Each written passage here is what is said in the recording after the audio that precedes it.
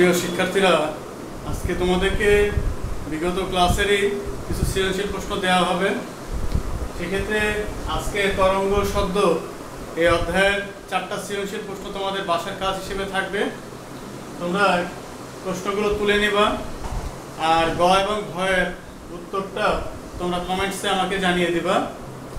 আর সেখান থেকে আমি তোমাদের উত্তর ঠিক থাকলে অবশ্যই তোমাদের কমেন্টসে উত্তরে সাড়া দেব, আর যদি ভুল থাকে তাহলে সেক্ষেত্রে তোমাদেরকে সঠিক উত্তরটা বলে দেব। আশা করতেছি যে তোমরা সুন্দর মতো খাতায় তুলবা আর তোমাদেরকে যে কাজগুলো দেওয়া হচ্ছে সেটা করে ফেলবা।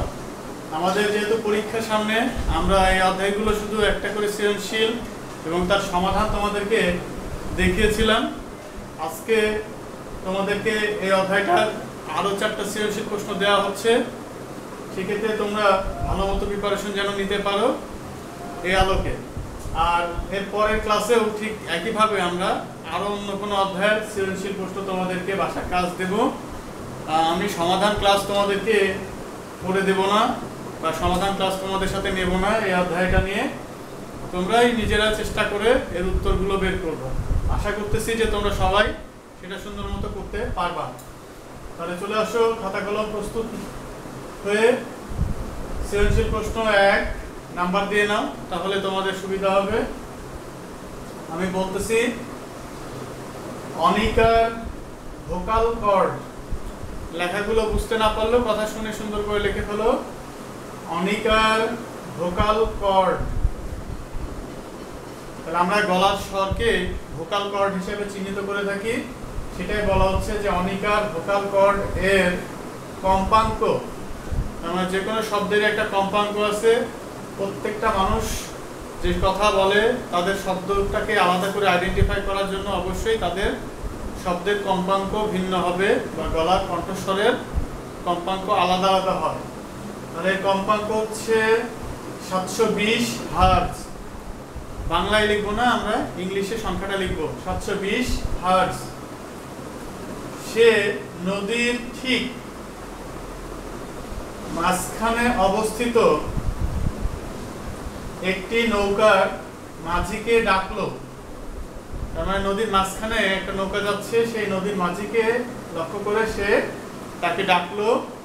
সেটাই বলা হচ্ছে নদীর ঠিক মাঝখানে অবস্থিত একটি নৌকার মাঝিকে ডাকলো।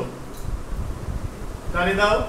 এরপরে দেখো, অনিকার সৃষ্ট শব্দ নদীর অপর পার হতে 1.8 সেকেন্ড সময় পরে ফিরে আসলো। তাহলে অপর পার থেকে শব্দটা প্রতিফলিত হয়ে বা প্রতিধ্বনি সৃষ্টি করতেছে, সেটা সময় হচ্ছে 1.8 সেকেন্ড। ওই দিন বায়ুর তাপমাত্রা 30 ডিগ্রি সেলসিয়াস ছিল। আমরা যেদিন এই ঘটনাটা সংঘটিত হয় সেই দিনের বায়ুর তাপমাত্রা ছিল 30 ডিগ্রি সেলসিয়াস। এই হলো উদ্দীপক। এই জায়গায় অনেকগুলো প্রশ্নের ক্লু দেওয়া আছে, তারই আলোকে প্রশ্ন করা হচ্ছে। ক নাম্বার প্রশ্ন, দশা কাকে বলে? ক নাম্বার প্রশ্ন হচ্ছে দশা কাকে বলে। এই সংজ্ঞাগুলো অবশ্যই তোমরা মুখস্থ করে আগে নিবা, তারপরে খাতায় সুন্দর করে আগে নোট করবা। খ নাম্বার, পুরুষের গলার স্বর অপেক্ষা নারীদের গলার স্বর তীক্ষ্ণ কেন?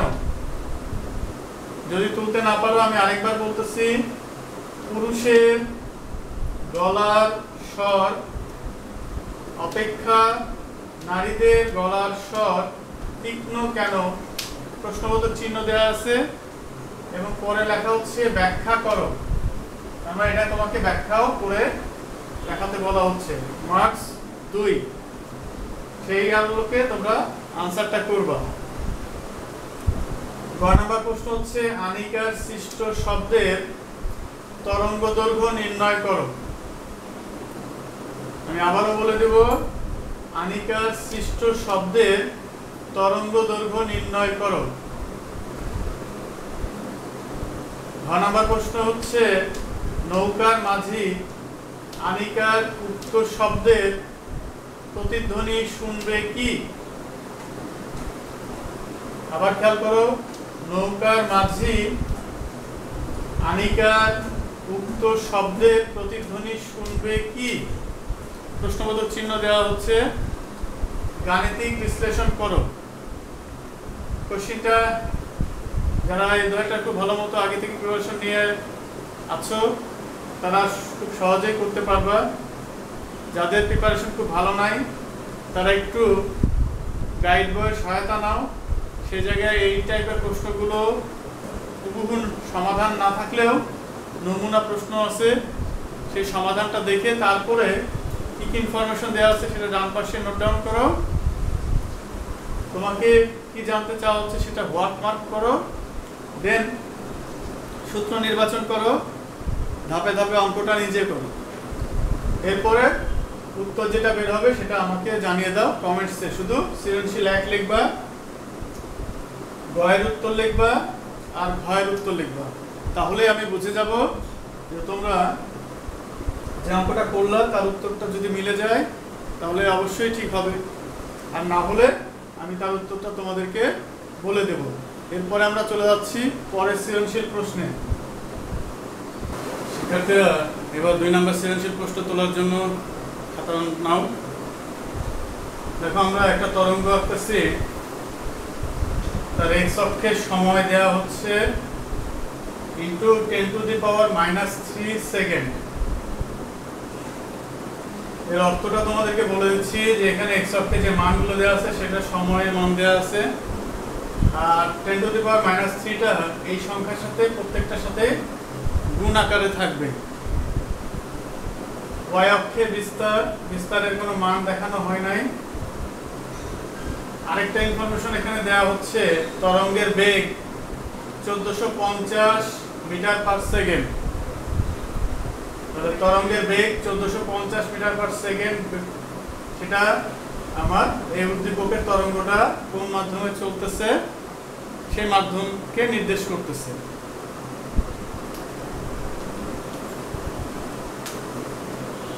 উদ্দীপকের সৃজনশীল প্রশ্ন, উদ্দীপকের আলোকে নিচে প্রশ্নগুলোর উত্তর দাও। প্রশ্ন কি করা হচ্ছে? ক নাম্বার প্রশ্ন, শব্দের জাতি কি? শব্দ, এই অধ্যায়টা অনেকগুলো ছোট ছোট প্রশ্ন আছে সংজ্ঞা টাইপের, সেই সংজ্ঞাগুলো তোমাদের পড়ে ফেলতে হবে। তার একটা প্রশ্ন এখানে বলা হচ্ছে শব্দের জাতি কি। মুখস্থ না থাকলে তুমি বানিয়ে বানিয়ে যাই লেখো না কেন তাতে নাম্বার 0 আসবে। অতএব আগে এটা মুখস্থ করে বুঝে রাখতে হবে। 6 নম্বর প্রশ্ন হচ্ছে গলনাঙ্কের উপর চাপের প্রভাব ব্যাখ্যা করো। তাহলে গলনাঙ্কের উপরে চাপের প্রভাব ব্যাখ্যা করো, এটা এই অধ্যায়ের প্রশ্ন না। আমরা বোর্ড প্যাটার্ন অনুযায়ী তোমাদেরকে কিছু প্রশ্ন দিচ্ছি, সেই আলোকে এটা আমাদের অন্য অধ্যায় থেকে করতে হচ্ছে। গ নাম্বার প্রশ্ন হচ্ছে উদ্দীপকের তরঙ্গটির তরঙ্গ দৈর্ঘ্য কত? এটা একটা প্রশ্নবোধক চিহ্ন মার্ক করা আছে তোমাদের। আমার যে তরঙ্গটা দেওয়া আছে সেই তরঙ্গটির তরঙ্গ দৈর্ঘ্য কত? তাহলে আমি আশা করতেছি যে তোমরা এই ইনফরমেশন থেকে তরঙ্গটির তরঙ্গ দৈর্ঘ্য কত সেটা বের করে দেখাবা। ঘ নাম্বার প্রশ্ন হচ্ছে 350 মিটার পার সেকেন্ড বেগে বাতাসে চলতে থাকলে উক্ত তরঙ্গের কম্পাঙ্ক ও তরঙ্গ দৈর্ঘ্যের কি কোনো পরিবর্তন হবে? আবার বলতেছি, এই তরঙ্গটা চলতেছে 1450 মিটার পার সেকেন্ড বেগে কোনো মাধ্যমে। এখন এই তরঙ্গটাই যদি 350 মিটার পার সেকেন্ড বেগে বাতাসে চলতে থাকলে তাহলে সেক্ষেত্রে উক্ত তরঙ্গের কম্পাঙ্ক ও তরঙ্গ দৈর্ঘ্যের কি কোনো পরিবর্তন হবে? একটা প্রশ্ন, বোধক চিহ্ন দাও। এরপরে বলতেছে গাণিতিক বিশ্লেষণ করো। গাণিতিক বিশ্লেষণ কথাটা না থাকলেও তোমাদেরকে গাণিতিক বিশ্লেষণের মাধ্যমে বিষয়টা ব্যাখ্যা করতে হবে। তাহলে আমরা 2 নম্বর সৃজনশীল প্রশ্নটা সুন্দর মতো খাতায় তুলে নেই। ঠিক যা বলা হচ্ছে গ এবং ঘ এর আনসারটা তোমরা কমেন্টসে সৃজনশীল 2 লিখে আমাকে জানিয়ে দাও। আমরা এরপরে 3 নম্বর সৃজনশীল খাতায় উঠিয়ে নাও। এক্ষেত্রে একটা সিলিন্ডার আকৃতির পাইপ দেখানো হচ্ছে, যার দুইটা প্রান্ত, একটা হচ্ছে এক্স এবং অপরটা হচ্ছে ওয়াই। এখানে বর্ণনা বলা হচ্ছে যে পানিপূর্ণ লোহার পাইপ, তার মানে সিলিন্ডারটা যেটা সেটা হচ্ছে একটা পানিপূর্ণ লোহার পাইপ। এখানে এক্স ওয়াই মিটার দূরত্ব নির্দেশ করতেছে 1.2 কিলোমিটার। তাহলে এই সিলিন্ডারের দৈর্ঘ্যটা 1.2 কিলোমিটার। উদ্দীপকে আরো কিছু ইনফরমেশন পাওয়া যাবে। বলা হচ্ছে পানিতে শব্দের বেগ 1450 মিটার পার সেকেন্ড। পানিতে শব্দের বেগ 1450 মিটার পার সেকেন্ড এবং লোহাতে বেগ পানির 3.6 গুণ। দেখে সুন্দর করে তুলে নাও। এরপরে এক্স প্রান্তে একটি শব্দ করলে ওয়াই প্রান্তে দুইটি শব্দ শোনা যায়। অর্থাৎ কোনোভাবে যদি এক্স প্রান্তে শব্দ সৃষ্টি করা যায়, সেই শব্দটা ওয়াই প্রান্ত থেকে দুইটা শোনা যায়। এখন প্রশ্ন ক নাম্বার হচ্ছে প্রতিধ্বনি কাকে বলে। তাহলে প্রতিধ্বনি কাকে বলে, এটা হচ্ছে 1 নাম্বার প্রশ্ন। ক নাম্বার প্রশ্ন, মানুষের দেহের স্বাভাবিক তাপমাত্রা 98.4 ডিগ্রি ফারেনহাইট। আবার বলতেছি, মানুষের দেহের স্বাভাবিক তাপমাত্রা 98.4 ডিগ্রি ফারেনহাইট। একে সেলসিয়াস স্কেলে প্রকাশ করো। তার মানে এই মানটা ফারেনহাইট স্কেলে দেওয়া আছে, এটাকে তোমাকে সেলসিয়াস স্কেলে এর মান কত হবে সেটা দেখাতে বলা হচ্ছে। গ নাম্বার প্রশ্ন হচ্ছে ওয়াই প্রান্তে সৃষ্ট শব্দ দুইটির সময়ের ব্যবধান কত। ওয়াই প্রান্তে যে আমি দুইটা শব্দ শুনলাম, তাহলে একটা শোনার পরে আরেকটা শুনতে কতটুকু সময় ব্যবধান ছিল, সেই সময় ব্যবধানটা জানতে চাওয়া হচ্ছে। নির্ণয় করো। তাহলে ওয়াই প্রান্তে সৃষ্ট শব্দ দুইটির সময়ের ব্যবধান কত, প্রশ্নবোধক চিহ্ন, তা নির্ণয় করো এবং সেটা তোমাকে ম্যাপ করে দেখাতে বলা হচ্ছে। ঘ নাম্বার প্রশ্ন, পাইপের দৈর্ঘ্য যদি 1/3 হতো, তাহলে আমি যে পাইপটা নিতেছি তার যে দৈর্ঘ্য তার 3/1 যদি নেওয়া হতো এবং পানির পরিবর্তে 30 ডিগ্রি সেলসিয়াস তাপমাত্রার বায়ু, তার মানে এখানে পানির পরিবর্তে 30 ডিগ্রি সেলসিয়াস তাপমাত্রার বায়ু থাকতো, তবে ওয়াই প্রান্তে দুইটি শব্দ সৃষ্টি হতো কি না। আমি আবারও বলবো তোমাদের জন্য, তোমরা একটু দেখে আস্তে আস্তে তুলো। আবার বলতেছি, ঘ নাম্বার প্রশ্ন, পাইপের দৈর্ঘ্য যদি 1/3 হতো এবং পানির পরিবর্তে 30 ডিগ্রি সেলসিয়াস তাপমাত্রার বায়ু থাকতো, তবে ওয়াই প্রান্তে দুইটি শব্দ সৃষ্টি হতো কি না। প্রশ্নবোধক চিহ্ন, তা গাণিতিক বিশ্লেষণ করো। তাহলে আমাদের সম্পূর্ণ সৃজনশীল প্রশ্নটা যে প্যাটার্নে পরীক্ষায় থাকবে, সেই প্যাটার্ন অনুযায়ী আমি তোমাদেরকে দিচ্ছি। আশা করতেছি যে তোমরা সুন্দর করে তুলে নিয়ে নিজেরা একটু প্র্যাকটিস করবা এবং তার উত্তর আমাকে জানিয়ে দিলে তবে আমি বুঝবো যে আসলে অনলাইন ক্লাস তোমরা ঠিকমতো করতেছো কিনা। আমি করে দিলাম, তোমরা খাতায় তুললা কি তুললা না এটা আমি দেখতে পাচ্ছি না, সেই কারণে আনসারটা তোমরা যখন আমাকে জানাবা তখন আমি বুঝতে পারবো যে হ্যাঁ তোমরা চেষ্টা করেছো। না পারলে সেটাও আমাকে কমেন্টসে জানিয়ে দিলে আমি সেটা শুধুমাত্র হয়তো তোমাদেরকে কমেন্টসে উত্তর দিয়ে দেওয়ার চেষ্টা করব। আমাদের এই সময়ে এসে পড়াশোনাটা এইভাবেই করতে হচ্ছে। এক্ষেত্রে তোমাদেরও যেমন কষ্ট হচ্ছে, আমাদেরও ঠিক অনুরূপ কষ্ট হচ্ছে। তারপরেও এখান থেকে আমাদের ভালো কিছু গ্রহণ করতে হবে, খারাপগুলোকে বর্জন করতে হবে। অনেক প্রতিবন্ধকতার মাঝেও আমরা তোমাদের সাথে ক্লাসে আসি। পরীক্ষা তোমাদের সঠিক সময় যদি হয় তাহলে সেক্ষেত্রে হাতে খুব বেশি সময় থাকবে না। তোমরা বেশ কিছুটা সময় পেয়েছিলা পড়াশোনা করার জন্য, সেটা যদি সঠিকভাবে করে থাকো তাহলে খুব বেশি সমস্যা হওয়ার কথা না।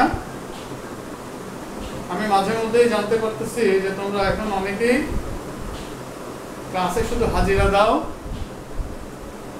আর কোনো স্যারের কাছে হয়তো অনলাইনে ক্লাস করার জন্য সেখানে টাকা দিয়ে তোমরা অ্যাডমিট হও।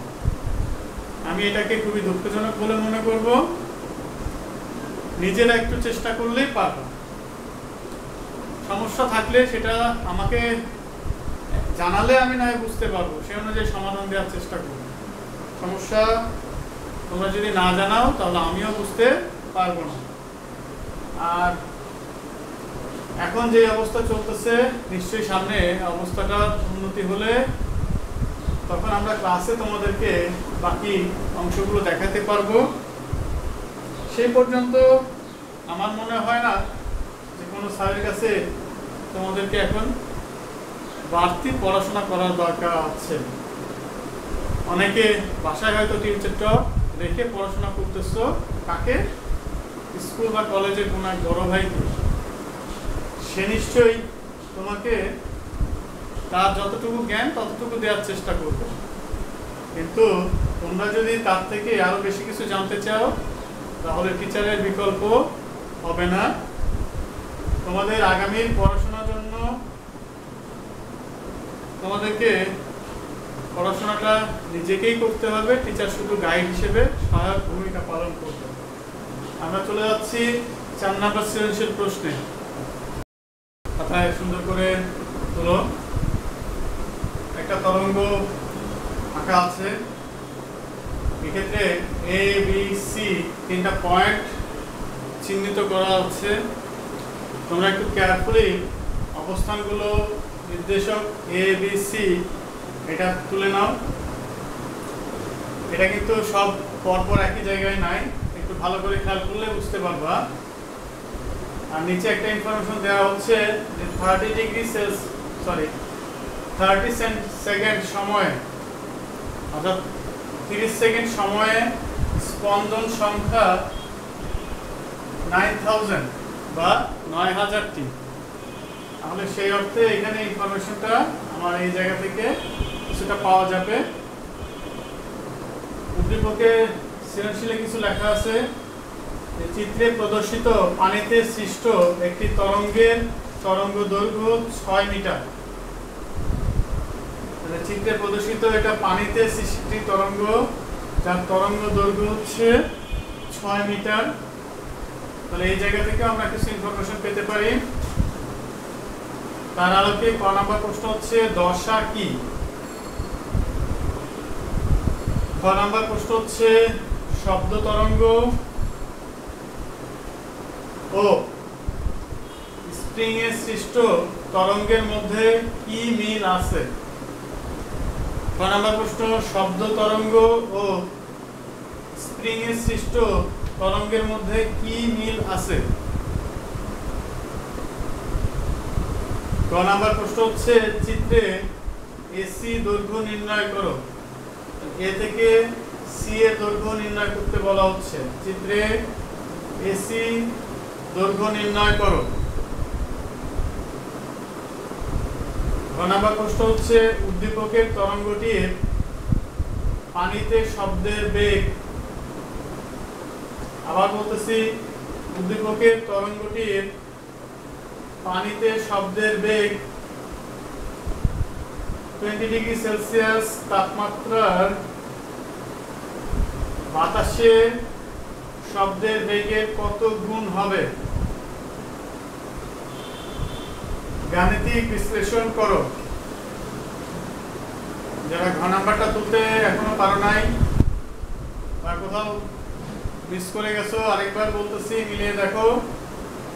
উদ্দীপকের তরঙ্গটি পানিতে শব্দের বেগ 20 ডিগ্রি সেলসিয়াস তাপমাত্রার বাতাসে শব্দের বেগের কত গুণ হবে? একটা প্রশ্নবোধক চিহ্ন। এরপরে বলা হচ্ছে গাণিতিক বিশ্লেষণ করো। তোমরা স্ক্রিনটা বড় করে নিও, আর অবশ্যই সাউন্ড সিস্টেমের জন্য তোমরা একটা হেডফোন ব্যবহার করো, তাহলে কথাগুলো শুনেও তুমি অনেক কিছু লিখতে পারবা। আর আমরা আজকে যে 4টা সৃজনশীল প্রশ্ন তরঙ্গ শব্দ থেকে তোমাদেরকে দেওয়া হলো, তোমরা সে অনুযায়ী বাসায় কাজ করে আমাকে উত্তরটা জানিয়ে দাও। তোমাদের পড়াশোনার ব্যাপারে আরেকটু সিরিয়াস হতে হবে, যেহেতু তোমরা বোর্ড পরীক্ষায় অংশগ্রহণ করবা। আর আমি তোমাদেরকে বারবারই বলতেছি যে যদি নিজে পারো, পড়াশোনাটা নিজে করলে সেটা ব্রেনের মধ্যে থাকবে, মুখস্থ বা কারো হেল্প নিয়ে হয়তো একটু সহায়তা হতে পারে, কিন্তু নিজে যদি অর্জন করো তাহলে সেটা দীর্ঘস্থায়ী হবে।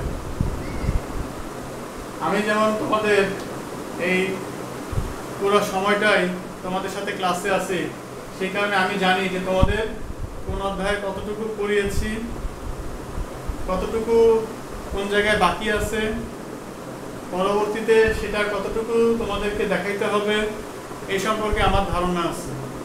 কিন্তু যে টিচারটা তোমাদের সাথে এই ক্লাসটা নিতেছে না, সে কিন্তু তোমাদের সম্পর্কে বা ক্লাস সম্পর্কে তার আইডিয়াটা থাকবে না, এটাই স্বাভাবিক।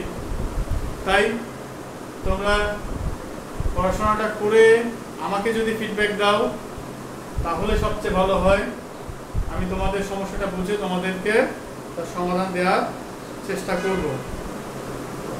আরেকটা কথা, যে তোমাদেরকে গ্রুপে অ্যাড হতে বলেছিলাম, অনেকে অ্যাড হয়েছো, কিন্তু গ্রুপে তোমাদের কোনো অ্যাক্টিভিটিস নাই, তোমরা কোনো প্রশ্ন করো না, বা সেখানে তোমাদের সমস্যা নিয়ে কোনো কথাই বলো না। তোমরা এই সুযোগটাকে কাজে লাগাচ্ছ না, এই সুযোগটাকে কাজে লাগাও। ভবিষ্যতে তোমাদের আরো পড়াশোনা করতে হবে, তখন কিন্তু টিচার কোথাও তোমাদেরকে এভাবে সহায়তা করবে না। পড়াশোনাটা উচ্চতর ডিগ্রিতে নিজেকেই করতে হবে, তারই একটা প্রস্তুতি হয়ে যাচ্ছে।